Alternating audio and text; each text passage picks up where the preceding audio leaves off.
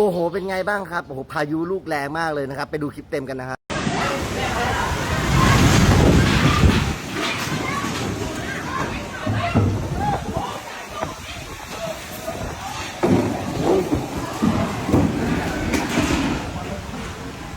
เป็นยังไงบ้างครับผมไปสืบทราบมาแล้วนะครับว่าพายุลูกนี้เกิดขึ้นที่จังหวัดขอนแก่นนะครับงานหนึ่งนะครับผมพ่อค้าแม่ค้าก็วิ่งหนีกันโอลหม่านเลยนะครับก็ให้ระวังกันนะครับช่วงนี้พายุโซนร้อนกำลังเข้ามานะครับส่วนใครที่ชอบคลิปนี้นะครับกดไลค์กดแชร์กดเป็นกำลังใจให้กันนะครับ